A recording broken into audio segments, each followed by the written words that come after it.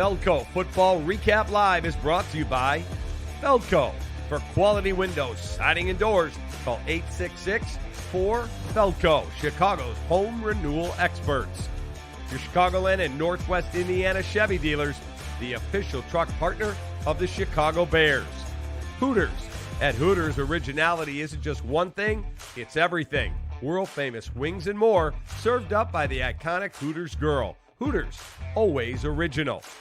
Dr. Pepper, an American original, just like our Chicago Bears. Grab an ice-cold, refreshing Dr. Pepper today at a McDonald's near you. Special Olympics Illinois. Special Olympics Illinois, so I did. Learn more at SOILL.org.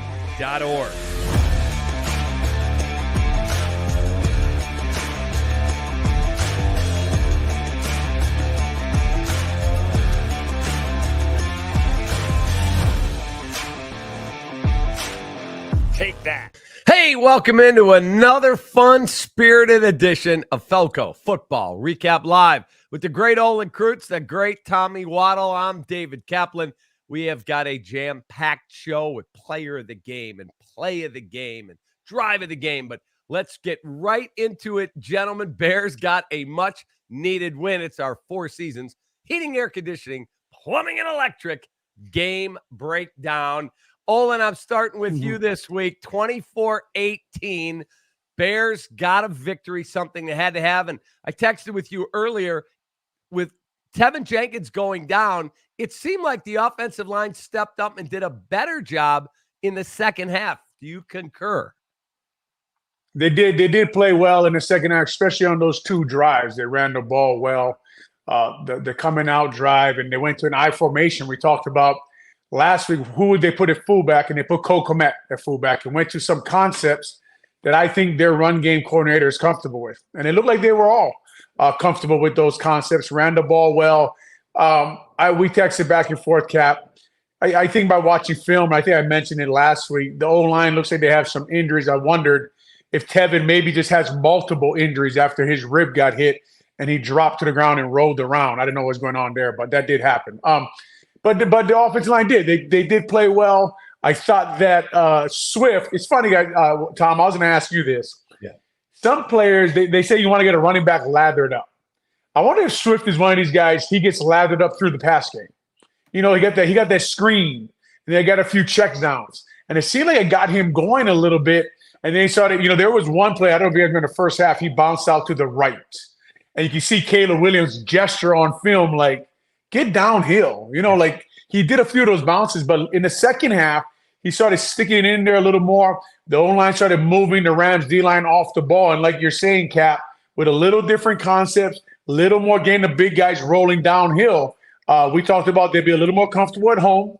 And if you get them going downhill a little more, maybe they can get comfortable. It's a little easier for them to do. Yeah, with regard to DeAndre Swift, first of all, I tip my cap to him. I mean, last week, I know I was critical of what I saw on tape. He had 114 combined yards in 3 games. And in this game alone, he had 165 yards receiving and rushing it. And to your point, Olin, I think he just is a player, from my humble opinion or my perspective, is he's just more comfortable in space.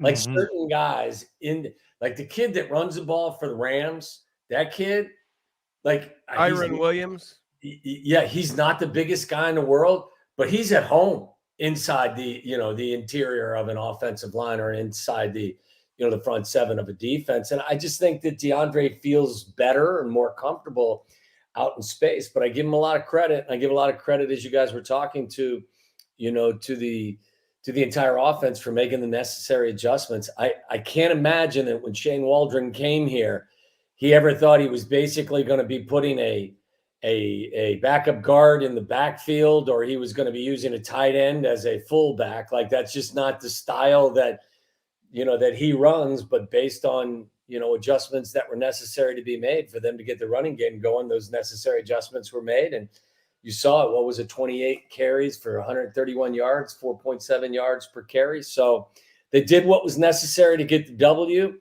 I'm still looking for more improvement as the season goes on offensively, but look, they did what they had to do to get a W, and I did see improvement.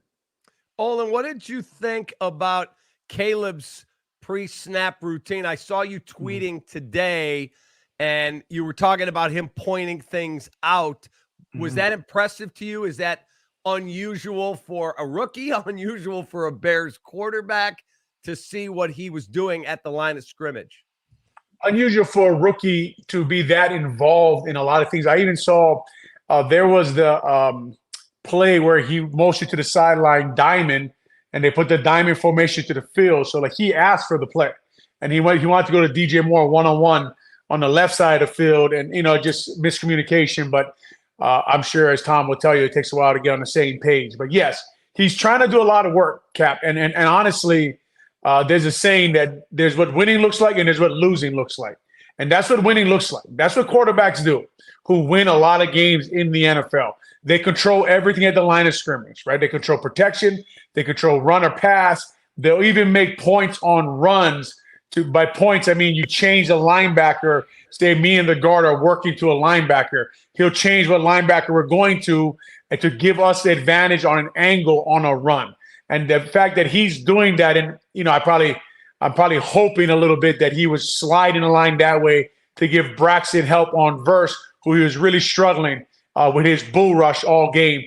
And when you send a line to the guy over the receiver in the slot, now the left guard can help the left tackle, right? If you know no one's coming, you can switch to protection and slide everybody out that way, and you put the left guard prior to help Braxton. So hoping that's what it was, but just the fact that he's involved. Coleman Shelton pointed 51 as the mic. They called it the mic. That's the guy the line's working to. Caleb came up and said, no, slide out there. I'm going to put the protection to the back of my head so I don't have to look that way. I know I'm protected. I'll take care of this guy, and I'll give Braxton a little help. So, yes, I am excited to see things like that from a young quarterback, just that involved in offense. And I think he's trying to use his cadence like Rodgers does, right? He's trying to roll his cadence, go on two sometimes. And I think that the guys, honestly, the older guys who haven't been around that, they got to get used to it. I'd say this to add on to that as well. When you do that, you ask your rookie quarterback to do all the things that Olin talked about. It may get a little bumpy. Like they're asking him to do more, which means they trust him, which means that they're willing to work through some of the mistakes that may occur.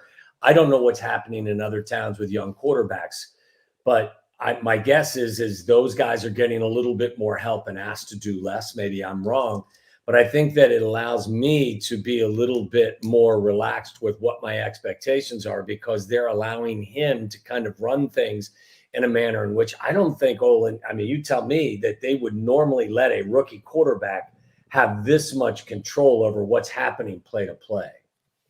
No, they wouldn't, Cap and Tom, but a quarterback has to want that responsibility, because it's a big responsibility. And that literally means you have to know everyone's job on the field. And we're, like offensive linemen, like we talk about, you're usually a team within a team, right? And you can be better than the sum of your parts, and you got to work together, and you all got to dance together. With all these analogies everybody uses, it's because you have to know where your helps are. You have to know who's helping you on every play. You have to know whether you're getting help inside or outside. You got to take the proper set so that help can actually help you. It's like spacing on a route. It has to be perfect, right? And if it's not, it's off. And for him to try to understand those things, and if he does get to that point, that's what the great ones do. The Tom Brady's, the Drew Brees, the Kurt Warners, those guys, they played a game like that. So I have a question for both of you guys. Tommy, was there ever a position you went, man, I'd like to just take one snap there? Because I know Olin was jealous of Doug Kramer getting to line up at fullback. Is that right, O? Yeah, I mean, I don't know if I was that jealous. That's what the backup center does. But yes, I'd love to like get in the back foot at one point, but the starting center doesn't move to the fullback position. No, I never wish for anyone to get hurt. Never, especially my teammates. But I was the emergency quarterback my last 2 years. Were you really? Oh, yeah. And Olin, I used to I would run scout team quite a bit. Like if we were a quarterback down because of injury in scout team, I would run it. And at that point, I think Wani had enough of me anyway, and I really wasn't contributing in a huge fashion. So I would help out the team however I could. So it's so funny. Like Tony Wise, love Tony. Tony was in charge of when it was time for for us to give the starting defense a look. Tony had he had the folder that had the plays that they needed us to run. This was old school for the looks, giving the starting defense the look that this weekend's opponent was going to give. So I remember I had a buddy, Eric Wright, one of our wide receivers, and I'm an emergency quarterback, and it calls for like post dig.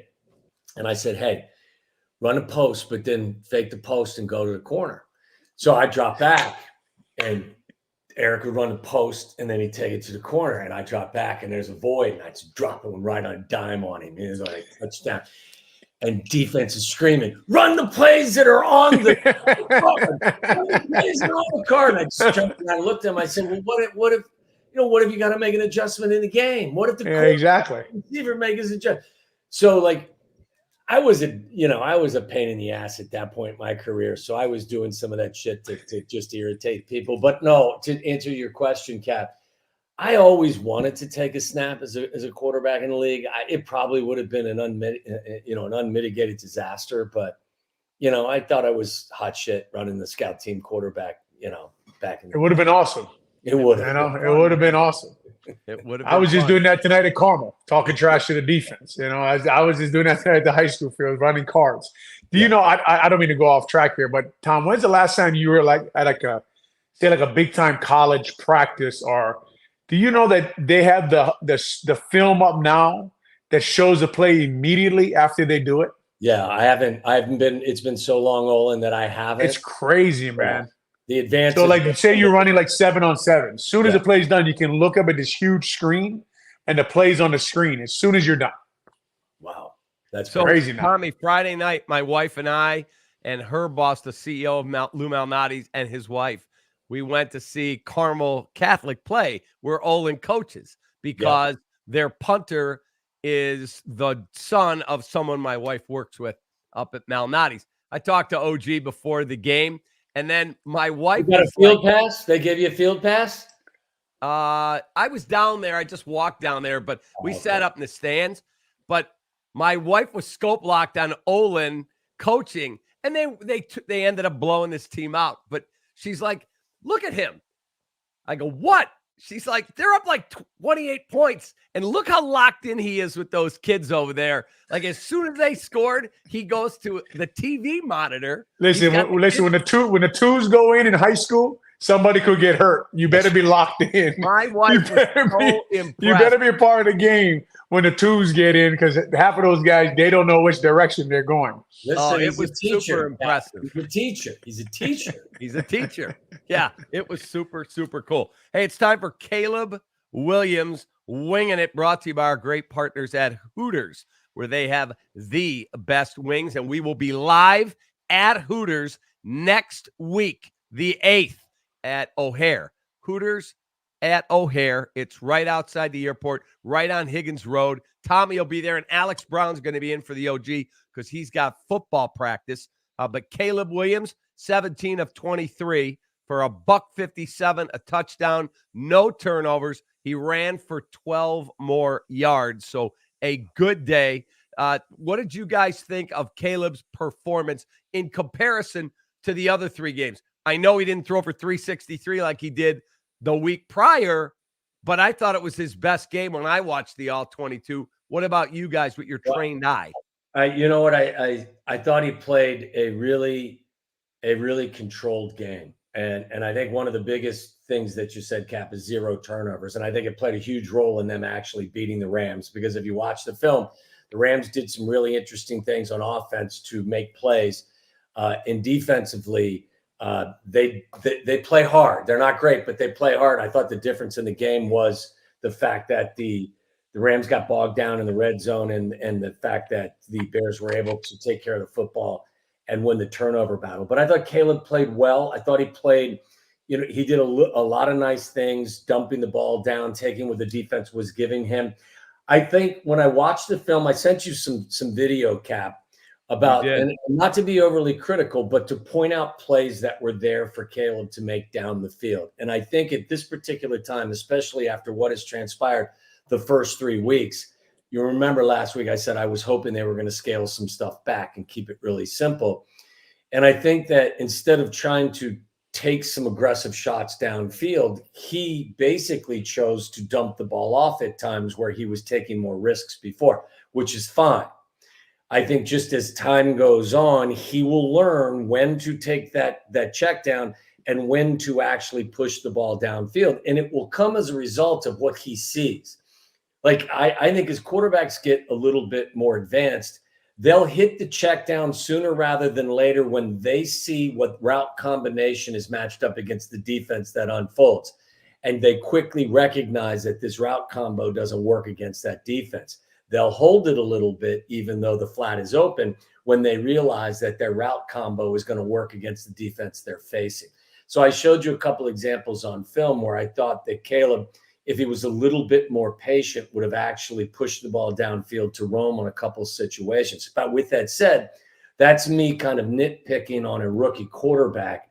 I was very happy with how he played. He played clean.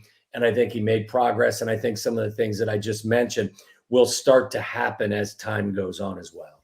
OG, what'd you think? Yeah, I think through 4 weeks of the season here, he's kind of on pace. He looks like a rookie quarterback when I turn the film on. It looks like he still has a ton of talent.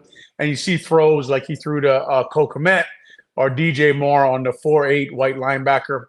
I runs a 4.8 40, in case anybody was wondering. Keenan Allen, the second play of the game. I ran a 4.8 42. Right? Yeah, but you were savvy, right? You were savvy, though. Listen, the second play of the game, Keenan Allen on the little sticks route there. It comes out incredibly late, right? It just looks like he's waiting to see guys open still yet, which a lot of young guys do. And he is managing and been incredibly safe with the ball. And I think that's a lot of that is Coach Eberflus's effect of what he preaches every day at Hallis Hall and to Caleb. But I do like the improvement I see from him. I do think when you watch him, you think, man, he makes some throws. He's got a hell of an arm. There's a reason he went number 1 in the draft. You know, his footwork's off a little bit sometimes. He doesn't step up in the pocket. Even on a touchdown throw, he probably could have stepped up and made it a lot easier on himself just hanging back there. His O-line is struggling, right? There is pressure. They got to get used to, we talked about last week, everyone's just going to bull rush them back in the pocket because of Caleb's height. I think Mark Sanchez talked about that while he was doing the game on TV. And he talked about how everyone's rushing Caleb a little differently. Cap, you can't not like what you see. You like that they're 2-2. You have to mention that the Rams defense is terrible, right? Yes. They give up a ton of yards, and we didn't do that great against a terrible defense yardage-wise, even points-wise. 7 of those points was Montez Sweat on a sack, right? And it still took us a while. It took we thought Keenan Allen would make a huge difference, and he did, right? Pass interference to him on the end zone. He was an outlet. He was a good big receiver blocking in there, a little better than DeAndre Carter in the run game. It's another reason the run game was working. So when you just watch Caleb Williams in general, Cap, still looks like a really young quarterback who has a lot to learn, but is trying to learn and is taking little steps every game at playing the quarterback position. That leads us to my favorite pop right there in the world, Dr. Pepper, the Dr. Pepper play of the game. And for me, it was Caleb to DJ Moore. It was in the late third quarter, a 9-yard TD strike. And I thought, guys, that it was a freaking dime, because when you go back and watch the behind the quarterback view of the touchdown throw, he's got like no space to fit that thing in there. And he did. And DJ made a really good catch on a fastball and got his feet down. But boy, oh boy, did he fit that one into a really tight window. I thought the most impressive part of the throw was ridiculously impressive, but I thought his processing was really good on that play, because he looks left and he doesn't like what he sees. And instead of panicking, he calmly looks to the right and obviously checks to see that his wide receiver is being covered by a linebacker who is under no circumstances going to turn around and play the ball with his face back to the quarterback. So he threw a beautiful ball, and most importantly, put it in a spot that gave his receiver a chance. And that's something that is, it sounds simple, but there was other examples earlier in the game where he didn't do that. But a beautiful throw, beautiful read. But I was most impressed by how he processed how the play unfolded. Oh, gee. Yeah, I mean, that's that's best case scenario, right? I mean, for me, it's kind of like I'm wondering why he even starts to the left. Yeah. When DJ Moore is one-on-one with Roseboom, right? And yeah, Cat, he fitted in over an undrafted free agent white linebacker who runs a 4.8, right? I just, it's a great throw. I just don't want to overdo. I don't know why you're not. You should see DJ Moore one-on-one with that linebacker from the beginning, right? Yeah. So those are the little things you're waiting on. That throw should have been immediate. It almost wasn't there because he started to his left. But I don't know what the progression is. So that may have been what he was told to do. And I tell you what, the one thing that really comes off on film, Tom, I wonder if you agree with this, Cap. He's very coachable. You can tell. Yeah. He's doing what they're trying to ask him to do. And that's not what we heard about him a lot coming out of USC. You know what, Olin, it's so funny you mentioned that. And I think that he is so kind of trying not to play hero ball because it was a criticism of him. I can point out several moments as well where he's running a boot or he's trying to get to the outside. And instead of trying to rely on his athletic ability and make a play, it's almost like he's conditioning himself to not to try to do too much and will throw the ball away. When I know he can beat that guy to get to the edge and actually create a throw where he is at times most accurate is when he's on the run. It's almost like he's neutered himself in some ways. And I think that's just the process he's going through. Like he came into the NFL from USC. And I think the first thing he was probably told is, look, you can't play that way here because everybody's faster, bigger, and stronger. And I think he's almost kind of like over adjusted. Corrected. Yeah. You know what I'm saying? And like, I think over the course of time, he'll get back to relying on his creativity a little bit more. And like you guys know, I am an absolute O-line apologist. I say that all the time, right? I will find reasons on film. It's not the O-line's fault, right? I will search for hours. And speaking of the O-line, Cap, we'll give a shout out to the Carmel Catholic O-linemen who are watching this and texting me that I called them the twos. So I give them a shout out while they're watching this. Calling you out. Yeah, they're calling me out for saying the twos. When the twos go in, like, you got to be watching or somebody might get hurt. But I think the overcorrection, Tom, is the O-line hasn't been playing well, man. And like for me to say that, like I have to see bad film because I will find you a reason why it's not the O-line's fault, right? And it was a little better this week, but not in pass pro, right? And that remember in the 2-minute drill at the end of the half, Braxton gets beat and he spins out and makes that verse, I think, spins out of his tackle. Unbelievable that he got out of there. And like you're saying, at USC, he would have spun out and threw that thing down the field. Yeah. He spun out and threw it away, and he worked their way down to a field goal, which I think, like if you're looking for like a quarterback drive, that's the one, man. Yeah. The screen, the spin out, the pass, I think it was 1 minute and 1 second left, right after they missed the field goal. And he took them down there and he got 3 points. That was kind of the start of something we talked about a lot about why Justin Fields is not here. It's because the end of the half and winning games situations. Caleb, I like to see him in those situations. I like to see the team perform. It's really funny, real quick, Cap. And I'm glad that Olin said that because I didn't want to get hard on the offensive line and then be responsible for it. But I think it's the reason why, guys, I look at this team and everyone asks me questions. Well, what do you think? Well, yeah, you do have some really winnable games on your schedule going forward here in the immediate. But I don't think this team is good enough offensively right now to take anybody lightly. And it's the reason why when people ask me, where do you think they can be at the end of the year? I go, I don't give a shit right now. What I care about is where they're at this weekend.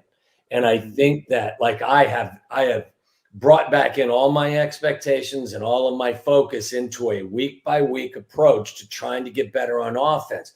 I rely on this defense to keep me in the game. I'm comfortable and confident they'll keep me in the game. But I need to see, pretty significant improvement on a game-by-game, basis to start to feel really good about what this offense can do. All right, we've got to do our special teams play of the game. Brought to you by Special Olympics Illinois. When voices tell us you can't or you won't, we simply say, I do. Special Olympics Illinois. So I did. Learn more at SOILL.org. It is Tory Taylor's 66-yard punt. And as our fine viewer Laz said, it looks like one of my wedge shots. That is not true. That's much more of an Olin Kreutz or Tom Waddle wedge shot. No doubt. No doubt. What did you think of Torrey Taylor's performance? Because it was his best game to date for sure. I never thought I would be flexing with a punter after his punt, but when he started flexing, when he hit that punt, it was something, man. I mean, but I had the pleasure of going to Iowa last year, Iowa versus Illinois, and I was seeing the stands amazed by the way this guy kicked the ball. So I can't say I was shocked. I had watched him, play football before, but those are critical punts he had. I think he had 3 or 4 down inside the 10. I mean, it was a great game. Like it was a night, guys. We talked about it last week with the O-line and everything, and just a team. Like you can't see what Ryan Posey's plan was. It was a night when you could see the plan, right? Yeah. They won because of why would you I'm a guy, gosh, you take a punter instead of an O-lineman in the 4th round, right? Like why would the hell would you do that? Well, I'm sitting on my couch and thinking, well, maybe here's why, right? I mean, it got to be way more than once, obviously, but here's why. Yeah, I mean, I'm going to give him his flowers. He was fabulous, and that's what you expect, with no disrespect meant to the rookie, the 27-year-old rookie. But when you draft a punter in the 4th round, and maybe I'm just jealous because I wasn't drafted at all, but that's kind of what you expect. Like, again, I'm just going to be, consistent. And again, I acknowledge he was fabulous. I still don't believe you use a 4th round pick on a punter when you're still trying to figure out who you are and trying to fill out your roster. I said it at the time. And just to be consistent here, and I'm not trying to called it a pick of arrogance, Olin. I did. But he's right. I didn't mean it as a personal shot at Ryan or to Ian Cunningham that you are arrogant. What my point was that that's a move made by a group that feels like their roster is pretty damn complete, and that this is a luxury for us that we can actually use a 4th round pick on a punter, albeit maybe the greatest punter that we'll see since Ray Guy. But I just thought at the time, and this was me being overly concerned about the interior of their offensive line. I just thought until we completely are comfortable with who we have with our front 5, maybe we should save that pick for a front 5 guy. But like with that said, there's no question Torrey Taylor was outstanding on Sunday and played a huge role in their win. Yeah, and I guess the only reason you would do that is you must think he's going to be a Hall of Fame punter. That's the only reason you take one in the 4th round. Wani took a punter in the 2nd. I'm not going after Wani. I'm sorry. I can't. He took Todd Sauerbrunn in the 2nd round, and he showed up to camp. No lie. This is total true. I was on the team. I was on the team. Yeah, you were on the team. He showed up. Sauerbrunn was a head case now. And his license plate was hang time. Yeah, and the veterans just about destroyed him.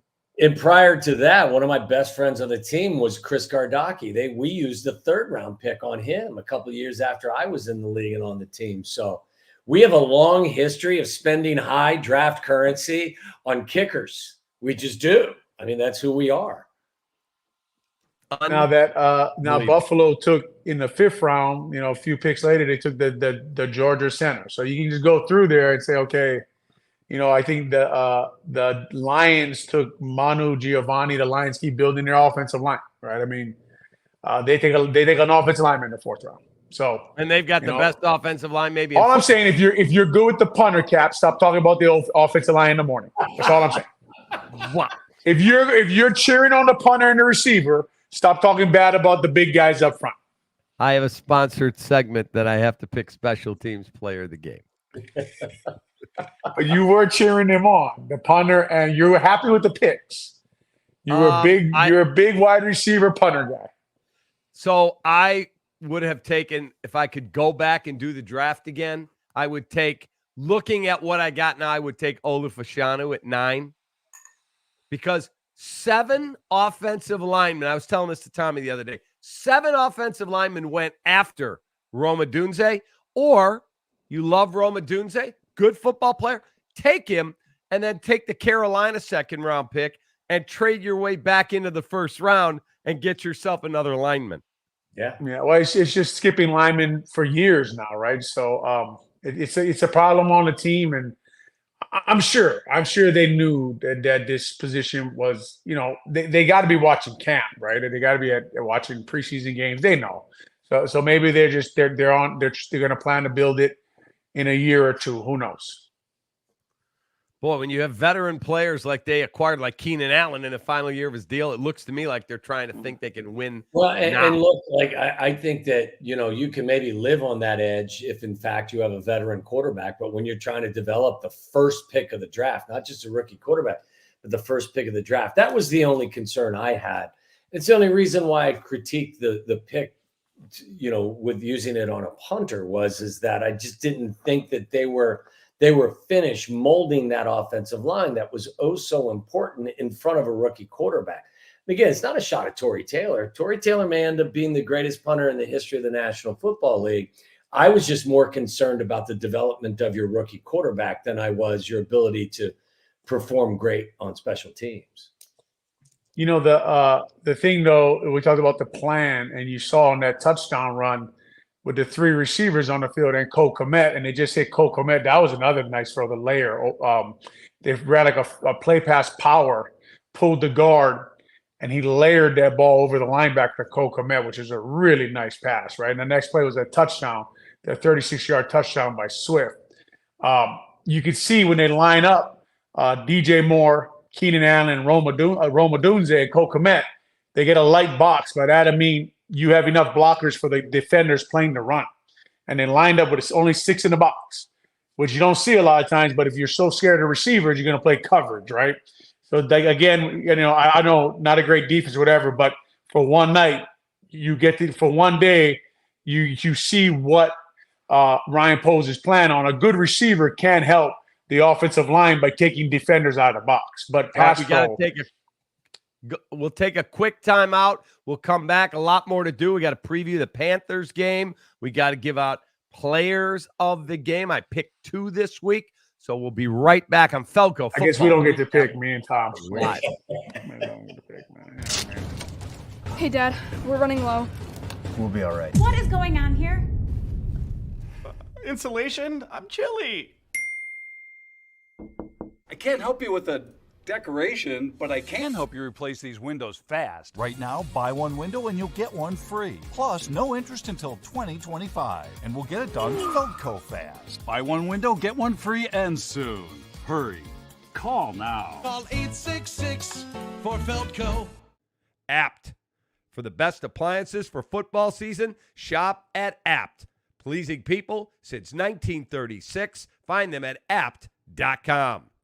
4 Seasons, heating, plumbing, air conditioning, and electric. For all the right reasons, 4 Seasons.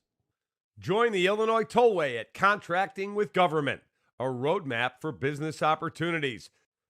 Drive your business forward with the Illinois Tollway.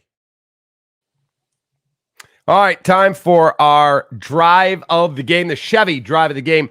Olin had picked one earlier. The one that I had picked was the 12-play, 74-yard drive, took 6:13 off the clock.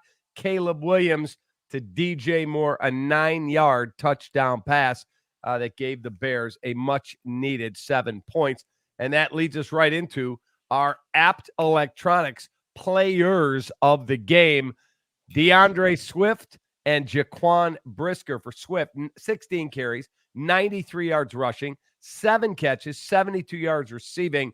First Bears running back to go 70-plus and 70-plus since Jeremy Langford in 2015. And then Jaquan Brisker, 8 tackles, 4 solos, a sack, and a game-clinching interception at the end of Matthew Stafford. OG, your thoughts on what you saw from Brisker this week? Because he was, I thought, a force out there. Yeah, he played really good football this week. I mean, I know there were a lot of holes in the zone defense going down to that inside the 20. And Stafford's a good quarterback, and McVay's a great offensive coordinator, and they were finding holes in that defense. But once they got inside that red zone, that defense really stiffened up. I think a lot of that is, like we talk about in the red zone, is players, not plays, and they don't have any of their players to make plays. So Coach Eberflus dialed up some nice blitzes, like when he brought Brisker off the edge and the running back couldn't get back to him. because Billings had beat the center so bad, and he ate up the running back too. But Brisker, always, man, love his energy on the field. Think he plays a great game. I think the secondary is a really elite unit, to be honest, when you watch them play football. And Brisker is fun to watch, hard hitting. I know that Jalen Johnson had the guy's legs, but came out, put a hit on that guy. The interception, the sack. He always brings energy. I don't even know what he's doing with that fly thing, but I love it whenever he's trying to irritate people. So he plays a good game. Like a long line of really good safeties that put on a Bears uniform. He's a fun football player to watch. I think it's a really good point that Olin makes too about, like, I think Cooper Kupp and Puka Nacua are fabulous players all over the field, but they give that Rams offense such an edge in the red zone. Like, you watch Cooper Kupp, he runs arrow routes and they use motion. I don't believe there's another team in the National Football League that uses more motion than Sean McVay. And my hope is at some point that Caleb is comfortable enough that they start incorporating more motion, because I think for receivers and quarterbacks, it really simplifies things and it confuses defenses. But I think that it's such a great point, knowing that Nacua and that Kupp weren't there. I thought Eberflus got really aggressive in the red zone, and I thought it helped stifle what they were trying to do. And to Swift, you got to give him his credit. Like I said before, he had 114 total combined yards in the first 3 games. He had 165 in this game. I thought he ran with a lot more purpose. I thought Olin said something last week that really stuck with me. He said, look, you got to tell backs, and Tom Thayer mentioned this as well when we talked to him, tell backs, is this where we want to go? And right now, because we're struggling, you don't have the discretion to go somewhere else. You go right here and you take it and you hit it. And it just looked like DeAndre ran with a little bit more purpose, with a little more discipline this week. Those are our apt players of the game. For your favorite game day snacks, a new Whirlpool range is the perfect choice for best appliances for football season. Shop where I shop at abt.com. Pleasing people since 1936. Punch in this promo code Kaplan25. You spend $150 or more, they'll take $25 more off of your order. I'll just say this, Cap, like, as good as you are as a broadcaster and as wonderful as you are as a human being and a friend, you may be the best salesperson I've ever met.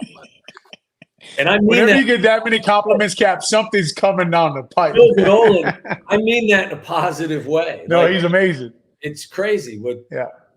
Amen, brother. Tip of the cap. Appreciate you guys. Olin, let me ask you why. We had a bunch of questions coming in here, and I asked you this one, I think via text. Why did the offensive line look better when the most talented offensive lineman, potentially, some believe at least, Tevin Jenkins, went out? I think that the offense as a whole got going a little more. I don't want to put that all on Tevin Jenkins being out prior, moving to left guard. Nate Davis is a good right guard when he comes in and plays and does his job, and he's there and he's present, and he played pretty good there. I think the offense as a whole, Keenan Allen. I think Keenan Allen came coming back, made a big difference. Cap. He drew some pass interference you try to cover that guy one-on-one in the slot. You're going to have a problem, right? So I think more than Tevin going out and Pryor left guard, I think Keenan Allen being back, them being able to spread the field, put their best players on the field, put the Rams in a predicament where they got to put guys. Someone's got to be left one-on-one, right? So Rome Odunze, Cole Kmet, Keenan Allen, or DJ Moore. Pick your poison, right? And like I told you, they lightens the box for the offensive line. They don't have to block as many guys. And Keenan Allen, a little better at blocking the edge and blocking in there than DeAndre Carter, right? Little bigger guy. You saw the one, I think he was blocking somebody. He was frustrated with himself because the guy Lake actually spun off him and made the tackle on Swift. If he doesn't spin off, Swift has 80 more yards. But Keenan Allen, you saw the tackle was made 8 to 10 yards down the field, not 3 yards in the backfield. I know everybody wants to push that story. I think it was more Keenan Allen being back and then having all their weapons. Sometimes it just works better, there's no great explanation. It's not like, oh, hell, we had to remove Tevin Jenkins to get our thing going. No, sometimes it just, it clicks and it's not connected and you can't connect those dots. I think, like, this may not be a popular statement. I think Nate Davis is a really talented guy. That doesn't mean that makes him a great guard. I think there's talent there that if for whatever reason, maybe it would take Olin standing next to him and threatening him. Or I don't think you'd be impressed by that. I strong word. I don't need that. I mean, encouraging him. But like you tell me, Olin, the consistent performance is not there. I'm not trying to make excuses. But there's talent there. Talent that like we all kind of look at in our own lives about different positions. Like, Jesus, if I was 6'3" and 215 yards and ran a 4.4 40-yard dash, what the receiver I could be. Like, that's not reality. That's not who I am. But I think there's talent there, and I just wish that the talent and all the other stuff would come together and intersect. Because I think if you had that, he'd be a really good player. Yeah, you never know what's going on with him, but when you do watch him, you see why they gave him that $10 million a year, right? Which we talk about nowadays. The top guards in the league are making 20 plus, and like the Rams were without Jonah Jackson, the left guard from the Lions. He makes 17 a year, so that's about where Nate Davis, with his talent, he's slotted. And when you watch him, like on that touchdown, the run block, he had a base block. By that I mean he was one of a rare guys on the play that was one-on-one. And it was like a tight shade on him, and it's a tough block. But you can see why they pay him that money. He can get pad under pad. He gets his hands inside. He rolls his hips through, and he stays right through that guy. And you can tell he's a good run blocker. Like when he was a run blocker with the Titans and he double teams, he does a nice job in there. He's got strength. He's got strength in his legs. You can tell you can't move him around too much. So like you're saying, Tom, but why it hasn't worked here consistently, why they had to bench their highest paid offensive lineman in the building. You'd have to be in the building to know what kind of effort he's putting in every day, to know how much he's studying film, to know how much he's into winning. I will give him this. He did stay ready. You know what I mean? Like some guys get benched and they're completely done with you. They're completely done with the team. They're completely done with doing anything he was. And maybe that's some of the problem. You know what I mean? Like if I get benched, there's going to be a problem at Halifax. So, you can't be comfortable with getting benched, but Rod Marinelli told me one time, he said, Olin, you're going to become a coach? I said, yeah. He said, a coach's best friend is the bench. You send them there and they always come back better. Good point. Let me ask you guys a question. I saw last week DeAndre Carter try to block Tyquan Lewis coming off the edge, 6'3", 267 versus 5'8", 1 whatever. And he took him, drove him back into Khalil Herbert at the 1 yard line and brought them both down. And DeAndre Carter's walking around like, what are we doing here? Well, we saw the same exact scenario basically in this game where Sean McVay tried to block Montez Sweat with a tight end who got driven all the way back. And then he had a rookie wide receiver come over and he didn't even want to get engaged. And then boom, the ball's out. Key play in the ball game. Why do coaches try to block big, huge, angry men with littler guys? It's you're selling the run, right? You have to make it look like the run. A lot of those plays worked for them that day, right? But Montez Sweat goes in there and makes a play. Now, who am I to question Sean McVay? I'll be honest with you. I watched the film, him versus Coach Eberflus. It was fun, man. Sean's concepts are unbelievable, as Tom said. Like you talk about Caleb Williams missing guys. Man, Stafford is even like there's some guy there wide. Like there was I think there was an arrow route on the first third down when they converted. The guy was wide open, Tutu Atwell, and he doesn't hit him.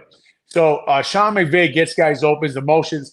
That thing, like you would hope you have a quarterback older like that. He knows where Montez Sweat is. He knows that the tight end and Kobe Parkinson and the rookie wide receiver are on him. So you have a clock in your head and you don't hold the ball out up here like this to Montez Sweat's side, right? I'm sure that's what McVay is thinking. Like we're paying you almost $40 million a year. You have to know where their best rusher is. You have to know he's on a tight end and wide receiver. You have to have a clock in your head, and if he's not there, eat it.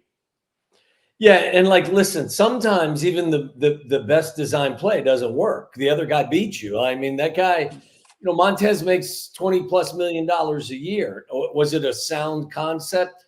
I don't know if the concept is as bad as the execution. There were remember the play.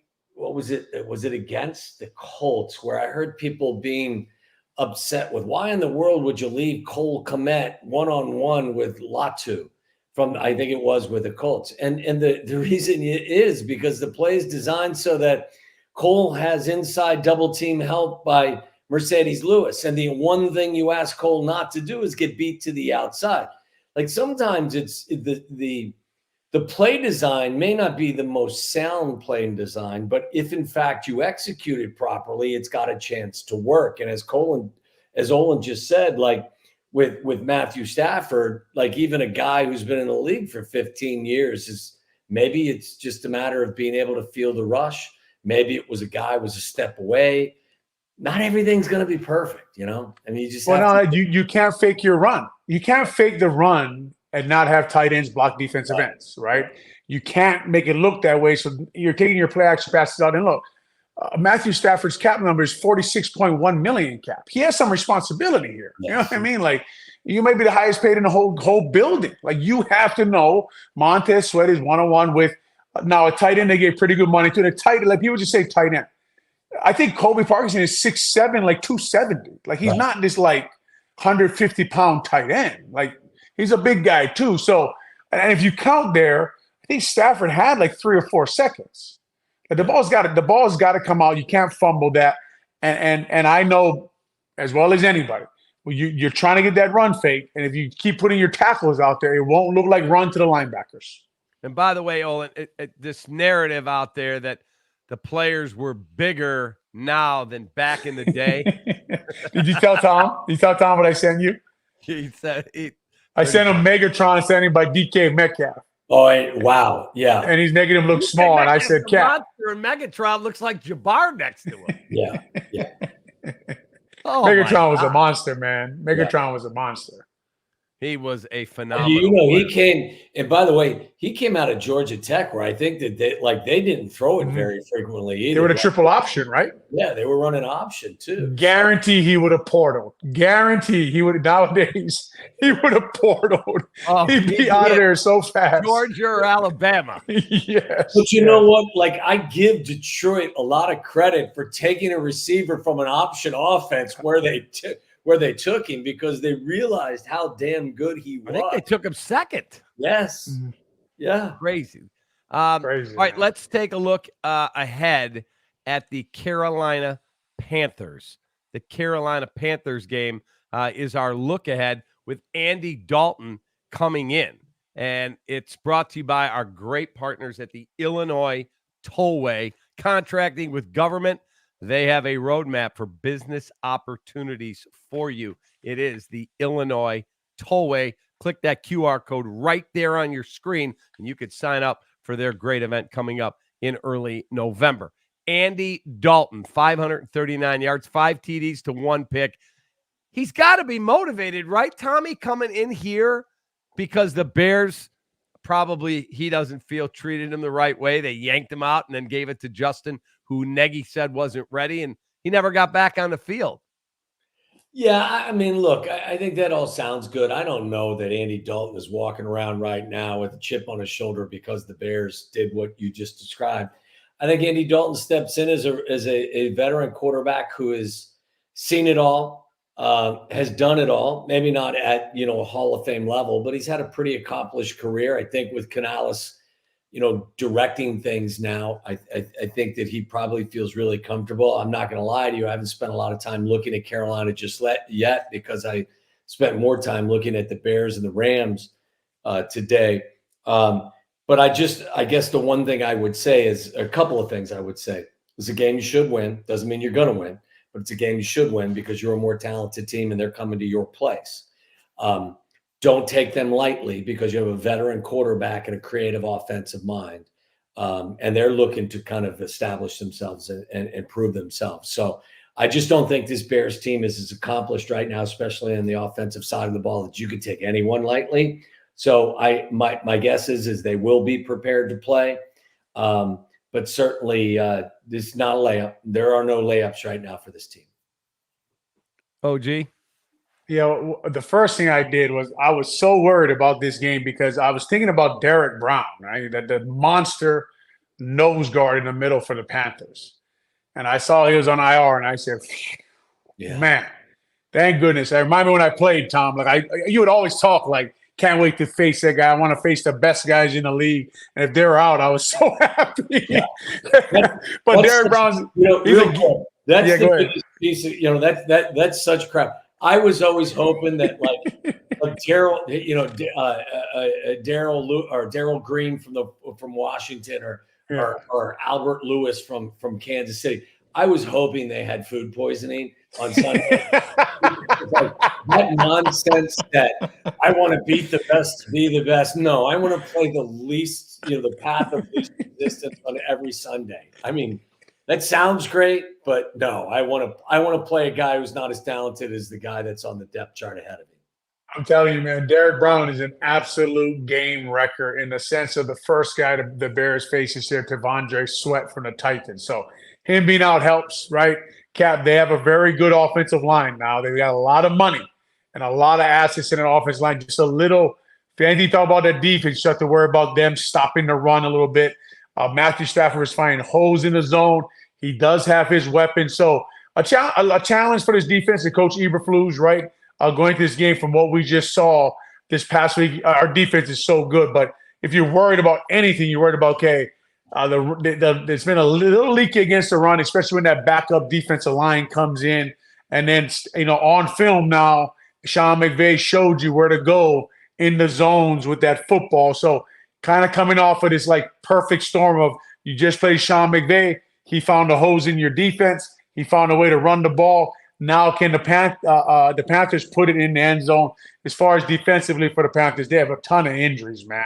And I think Shaq Thompson is out too. They just found out he tore his Achilles. So we've been waiting for the offense to get right. Hopefully they can continue the momentum that they had at the end of this game. It wasn't a great performance, but it was a better performance. By the way, Calvin Johnson led the ACC in yards 2 straight years and catches and TDs in his final season. 76 catches for 1,202 yards and 15 scores left after his junior year to join the Lions. Which is crazy because, again, as Olin said, he's playing in an option offense. Can you imagine if you put him in the air raid offense? Oh, my goodness. Crazy. Olin, remember didn't he play for no, it wasn't him. Was that George O'Leary or no? Was that the guy who went to Notre Dame and they found out he didn't have a degree or something? That Was that who he played for? Okay. Yeah. We'll check that out. Yeah, he was a hell of a player. I remember Calvin Johnson remember they changed the rule of what a catch is in the game against you guys. We thought it was a catch. We were on the sideline like they said that, and we were all like, that was a catch. Yeah. We'll take the win, but that was a catch. And then after they said it was incomplete, I think they ran the same exact play the next 2 times, and I think it might have been Peanut knocked it away. Yeah, Peanut used to battle with him, man. That guy, that was a tough matchup. Oh, man. Can you imagine? You lived it. But like the matchups that between Peanut and Randy Moss and Calvin Johnson, like Charles was entrusted with having to maybe take on one of the most difficult assignments week in and week out in that division, and the way he would answer the bell consistently was just incredible. By the way, Chan Gailey was his college coach. Okay, on critical downs too. You know what I mean? Like just like play after play, man. It was something. Yeah. All right, let's make our picks. Olin gives us his keys. He saves his picks for later on in the week. OG, your 2 keys to a Bears victory. Well, I kind of talked about it, right? I talked about the stopping the run game there at Soldier Field. The Rams did pretty good running the ball. If you enjoy the run game, you go get the all 22 on NFL.com and watch the way Sean McVay, like Tom talked about, was motion receivers and running like lead ISO with receivers on Gordon. He's so fun to watch his designs. The guy can coach football, but stopping that run, right? Because the Rams moved up and down the field pretty easily, right? Pretty easily with because if you give them the run, now I can play action pass and attack those holes in the zone. And then on offense, keeping Caleb clean. The offensive line has, the one good thing about the NFL season, it's a long season. Yeah. right? You can work on what you're bad at, get in the weight room, get healthy, work on your punching, work on your hands, work on hitting your targets, and really take, like, the offensive line, get together and say, man, put the film on and say, we got to get better up front at keeping our quarterback clean so they can perform better. Tommy? Yeah, I agree with all that. I think you got to play a clean game. I think that, one of the hallmarks of winning teams is that they take care of the football, and I think that's the case. I think this is a game the Bears will win. I just think that they're a better team across the board. Again, I don't think that this Bears team at the moment is capable of blowing anybody out, and I wouldn't take anybody for granted. I do expect them to win, but what I'm most focused on is seeing improvement, incremental improvement, significant improvement. They made some adjustments, and I thought that they ran the ball effectively.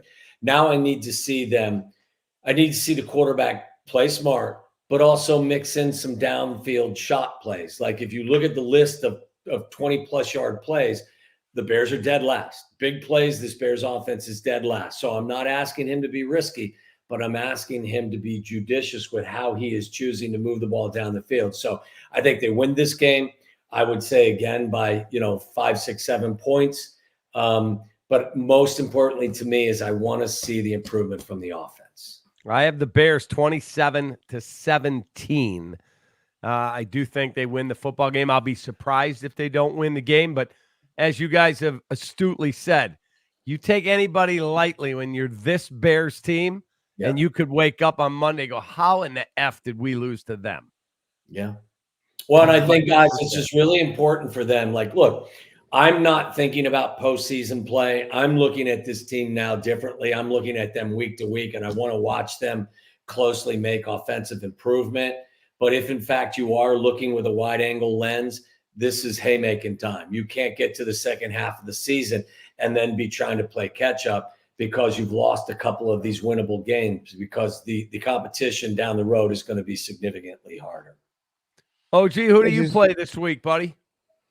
We play at Montini, a tough matchup. They got a good quarterback, good defense. You can tell on film they got a really good coaching staff. So, we got a tough game in front of us. It'll be fun. Tommy, Boston College, they got a game?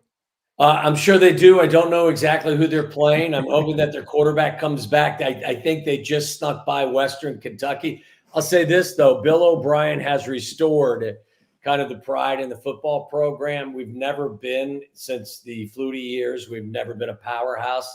I don't think anyone really truly fears us on a week in and week out basis, but the arrow's pointed up. But that's a long answer to tell you that I have no idea who the F they're playing. How about when Eberflus called that God's play? I love that, man. Yeah. He called Power O. Yeah. Old school Power O, Cap. I'm going to teach you how to draw it on a grease board if you want to talk about football. You have to know how to draw a gap play called Power O. Tony Wise, everyone loves it. It is God's play, especially when you got the backup center, Kramer from Illinois, played at Illinois, running fullback. Oh, by the way, I do have to ask you guys one strategic question, because I was critical of Eberflus. So about 1:10 to go. Take the penalty. Take the penalty. You don't need to call a timeout to punt. So Olin, Caleb slides down 2 yards short. It's 4th down. You have all 3 timeouts. They take a timeout, the Bears.